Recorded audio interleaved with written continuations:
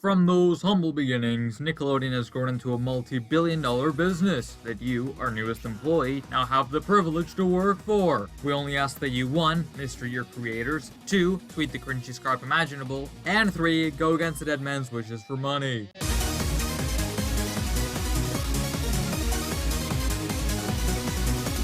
Shalom, ladies and jellyfish. Welcome back to A.S.K's videos. Today I am finally back here with the long-awaited every episode of SpongeBob Season 12 reviewed in 10 words or less. You know how it works by now. We go through the 48 episodes of Season 12, rating them great, good, meh, bad, or boo, and giving them a brief review in 10 words or less. At the end, we pick our top and bottom 5, and do a bunch of other cool stuff. Nothing real to say except follow me on Twitter and join my Discord server.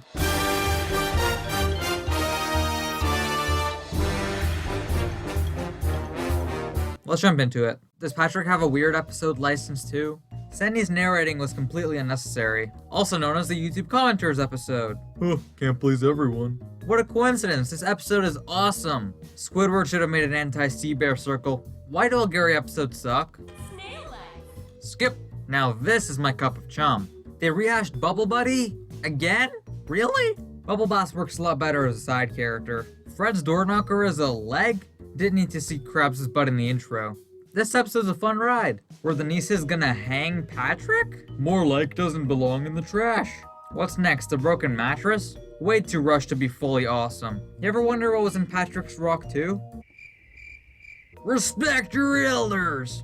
It was so fun not hearing SpongeBob's voice, Daddy-O. Can't think of a rhyme. Here's Squidward! SpongeBob! I remember when they first invented SpongeBob. Only like 2 minutes is actually decent. Episode pretty this great is. This one didn't nail it for me. This episode is genius, hands down. Who else noticed a Tiki song at the end? Everybody stop what you're doing and watch this great episode. Let's take Pat No Pay and make it awesome. It scares me how great this episode is. This one brings up more questions than it answers. It's like Wet Painters, but boring. It's like Squidward, but actually funny. At least SpongeBob didn't turn into a snail. Let's make an episode about everyone's pet peeve. Gal Pals 2, Peanutric Boogaloo. I remember when Krabs and Plankton were good chums. Who are zoo? More like, who are meh? Seems a bit familiar. It's like the sequel to One Course Meal. Let's take Squeaky Boots and rehash it. Wait, really? I'll take a mediocre episode on a raft. Sometimes a little simplicity is all you need. 1 million zillion bad glove pants later. It's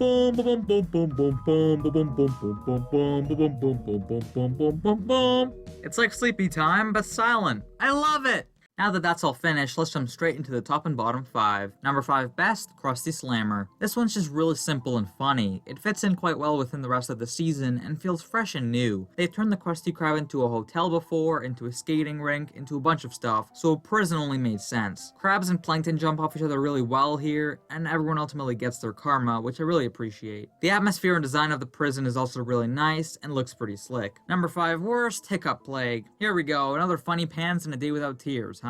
This episode will annoy you for 11 minutes with probably the most obnoxious sound ever, every single character having the hiccups. I know how like Sailor Mouth was come up with because one of the writers swore to his mom or something, but how about this? Did Vincent Waller hiccup too loud in the writer's room and they decided to make an episode on that or something? Whatever it was, this episode is far from good and will definitely go on your nerves, or at the very least, not make you laugh. Number 4 best, SpongeBob and Random Land. Imagine taking Pizza Delivery and Rock Bottom, 2 of the best season 1 episodes ever, and mashing them up into this creative, hilarious blend of an episode. Creepypasta memes aside, this episode is really similar to both those episodes, especially Pizza Delivery, but somehow stays unique and doesn't feel like a rehash at all. It's definitely the most creative episode in this season, and you can tell it was heavily storyboard focused, because the animation is all over the place and looks amazingly weird. Number 4 worst, Patrick's Tantrum. The worst problem with the season by far is the copying of old plots and rehashing them to tell stories. In this one, it's basically Squeaky Boots mixed with Krusty Crushers, and I'm not a fan at all. The bells are super annoying on the ears, the fight is really dull since Patrick just wins every time, and the pacing just felt off at times. The whole Patrick's parents being there thing was really just to take off the fans in my opinion, since they've retconned Patrick's parents so many times, and while there are a couple of funny jokes, it feels kinda dull for the majority. Not the worst, but far from the best. Number 3 best, Handemonium.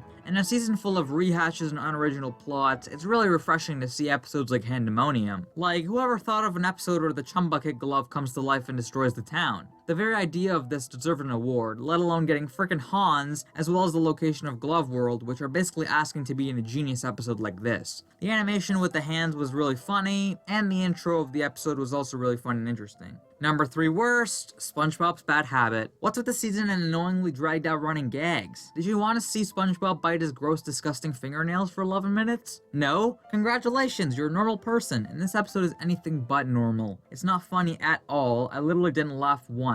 The story is really stupid, and the ending just makes no sense. Like SpongeBob bit his nails because he was Squidward? Yeah, whatever this was, it sure didn't nail it in my book. Number 2 best, Squids on a Bus. What can I say? I love this episode way more than I should. One of the things I love about modern SpongeBob is how cartoony it can be, and that it's willing to break the rules if it means making a funny episode. The cartoony lack of logic, like Patrick getting on the bus, or the toilet he used several times, really made this episode funny, and made us take it less seriously and just laugh. It borders on being really annoying, but somehow stays funny, and the squid torture aspect is really well done here. You don't really feel like anything is super unjustified. The bit where all the characters get compressed from the water pressure was super clever, and the ending was also really nice. Number 2 worst, Gary's Got Legs. Like, seriously? We need an episode for Gary to get arms and legs? Is that really the epitome of what modern SpongeBob can make? Well, thankfully, not many episodes are this bad. How bad? Well, it just lies on the border of disgusting, boring, unfunny, unnecessary, and a complete waste of time. Number 1 best, or the golden ep, goes to Dream Hoppers. Wow, just wow. This episode is awesome. I don't think we've ever had a silent episode of SpongeBob before, and it really made this episode awesome. The music itself was amazing. I personally loved all of the tracks they used, and I love the comic booky sort of vibe that the background designs give off. The entire mood of the episode is really nice and very aesthetically pleasing. I just love this episode so much. It's a real treat to watch every time. It never gets old, especially since it incorporates every single character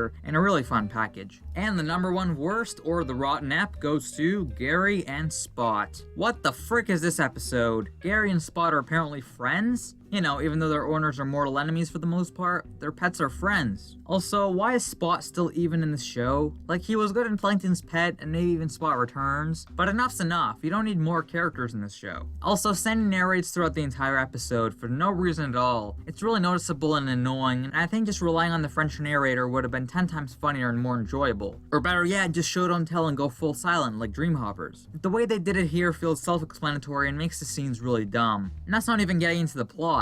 They go and trash the Krusty Krab, then their friends get taken by this animal control guy, then they break them out, and then we interrupt this episode to bring you the animal control guy falling in love with a woman made of slime, and freaking getting married to her. Like, what is this episode? Anyway, we had 17 greats, 13 goods, 13 mess, 5 bads, and 0 boos. This means this season is primarily on the great side. That's definitely a good sign, and I'm glad this quality is improving again. I will be changing the stats for a lot of the old seasons for my upcoming project, ranking every single episode of the show in this format, so this season will lie somewhere on the top of the list. I'll reveal it all when it comes out, so stay tuned for that. Apart from all that, I really hope you laughed or enjoyed this video in some way. If you did, please leave a like and subscribe and turn on all notifications. Thank you so much for watching. Tell me your thoughts on SpongeBob Season 12 in the comments down below, and I'll see you beautiful ladies and jellyfish next time. Shalom! Are you ready, kids? Aye, aye, Captain! Cook 'em. Well played. All right. Jump the guys here. Cook 'em. Mr. Crab.